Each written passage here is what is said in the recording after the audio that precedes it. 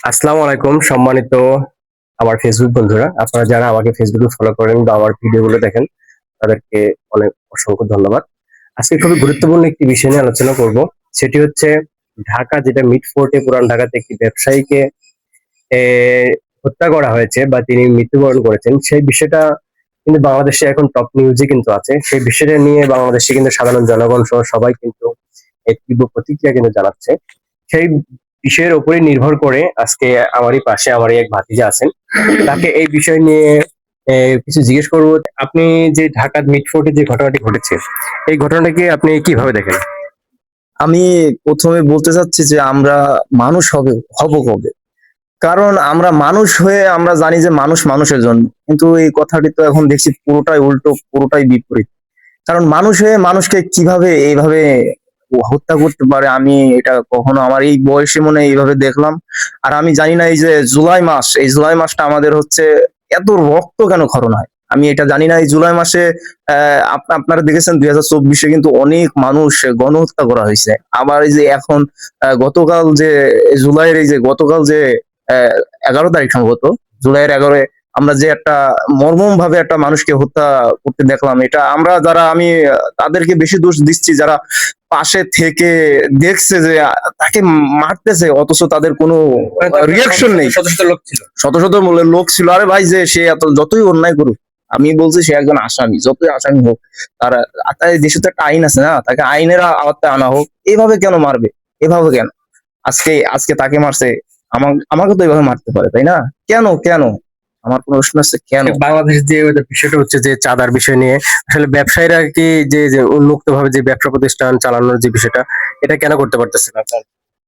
আহ, এটা করতে পারতেছে না কারণ মূলত আমাদের দেশের যে আইনগুলো আছে, এই আইনগুলো আমরা ফলো করছি না। কারণ আমরা চাচ্ছি যে এই যে ব্যবসায়ী যারা করতেছে তাদের যে যদি আইন আমরা কঠোর করি, তাহলে অবশ্যই সবাই সবার জায়গা থেকে ব্যবসা ভালোভাবে করতে পারবে।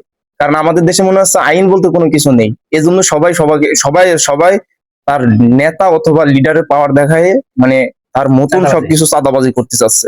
আমি চাচ্ছি যে এই চাঁদাবাজি যারা করুক, যেই দল যেই করুক, তাকে সেরকম শাস্তি দেওয়া দরকার যাতে পরবর্তীতে নেক্সট জেনারেশন এইগুলো দেখে, দেখে যেমন তাদের মনে একটা ভয় ঢুকে, নেক্সটে তারা যেমন এরকম কাজ থেকে বিরত থাকে। আমরা চাই সবাই মিলে শান্তিতে দেশটিতে বসবাস করব। সবাই হচ্ছে বাঙালি, আমরা সবাই একত্র থাকবো। আপনারা এতক্ষণ আমার যিনি ভাতিজা যিনি আছেন অতিথি হিসেবে তাকে রেখেছি। তিনি বাংলাদেশের একজন তরুণ প্রজন্মের একজন ভোটার এবং তার ভোটের অবশ্যই খুবই গুরুত্বপূর্ণ। বাংলাদেশের একটি ভোট, তরুণের হাতের একটি ভোট কিন্তু অনেক গুরুত্বপূর্ণ ভূমিকা রাখবে আগামী বাংলাদেশ বিনির্মাণে। তিনি কিন্তু আসলে আমি আপনাকে আরেকটি প্রশ্ন করতে চাই যে আপনি তো একজন তরুণ ভোটার জি জি এবং প্রথম ভোটার হয়েছেন অনেক আগেই, জি ভোট দেননি আর কি, ভোট জি জি দিতে পারেননি। আপনি যে আগামী যে নির্বাচন হবে, এই নির্বাচনে আপনি যে ভোট দিবেন, জি এটা কি আপনি দেখে শুনে এবং পরিশ্রমী মেধাবী একটি রাজনৈতিক দল, যে রাজনৈতিক দল ভালো ভবিষ্যৎ বাংলাদেশের জন্য অনেক কিছু করতে পারবে, যে রাজনৈতিক দলে চাঁদা নেই, দুর্নীতি নেই বা বিভিন্ন অপরাধের নেই, বা যে রাজনৈতিক দল বাংলাদেশের জন্য ভালো কিছু করবে, আপনি কি তাদেরকে ভোট দিবেন বা অন্য কাউকে ভোট দিবেন কিনা একটু যদি জানান। আমি অবশ্যই ওরকম কাউকে ভোট দিতে চাই যারা দেশের কল্যাণের জন্য কাজ করবে, যারা দেশের মানুষের হেনস্থা থেকে বিরত থাকবে, মানুষের পাশে থাকবে, মানুষের উপকারিতা থাকবে। মানুষ মানুষের জন্য, এটাই। আমি এরকম একটা দল বেছে নিতে চাই যেখানে শান্তি আর শান্তি থাকবে। তার ভিতরে যদি কেউ কোনো দল বা কোনো লোক অশান্তিমূলক কাজ করে, সেই দল অবশ্যই তাকে শাস্তির বা আইনের আয়ত্তায় আনবে। এরকম কিছু আমি চাই। আপনি চান যে যে রাজনৈতিক দলেতে দুষ্কৃতকারী আছে, মানে দলের জন্য খারাপ, দলের জন্য বোঝা, যে একটি দলের যে অনেক নেতাকর্মী থাকে সেখানে একজন অপরাধ করলে কিন্তু প্রতিটা নেতাকর্মীর উপরে কিন্তু প্রভাবটা আসে। আপনি চাচ্ছেন যে যদি কোনো দলের লোক অপরাধ করে থাকে তাহলে তার সর্বোচ্চ শাস্তি সেই দল যেন দেয়। আমি সেরকম কিছুই কামনা করি। অবশ্যই তার তিনি বলেছেন যে তিনি তরুণ ভোটার হিসেবে তিনি একজন দলকে বা একটি পার্টিকে তিনি ভোট দিবেন আগামী ত্রয়োদশ নির্বাচনে, এবং সেই দলটিকে অবশ্যই পরিচ্ছন্ন, চাঁদামুক্ত রাজনীতি, এই ভালো রাজনীতি করবে সেই দলকে তিনি চাচ্ছেন। এবং যদি ওই দলে কোনো দুষ্কৃতকারী থাকে বা অপরাধ করে থাকে তাহলে সেই সমস্ত লোকজনকে সর্বোচ্চ শাস্তি যেন সেই দল প্রদান করতে পারে, যেন ওই ব্যক্তি যেন আবার যেন ওই দলের ফিরে না আসতে পারে। তিনি সেইভাবেই সেই দলকে বাছাই করে আগামীতে ভোট দিবেন, তিনি সেই আশা ব্যক্ত করেছেন।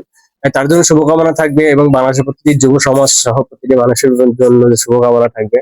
যে আগামী যে নির্বাচন, যে ত্রয়োদশ নির্বাচন আসবে, সেই নির্বাচনে যেন সবাই তার গুরুত্বপূর্ণ যে ভোট আছে সে ভোটটি যেন দিতে পারে, এবং ভালো একটি দলকে দিতে পারে আগামী বাংলাদেশ বিনির্মাণের জন্য, বাংলাদেশের জন্য কিছু করতে পারে সেই দলকে যেন দিতে পারে। সবাই ভালো থাকবেন, সুস্থ থাকবেন, এই ধরনের অপরাধ থেকে সবাই দূরে থাকবেন। আল্লাহ হাফেজ।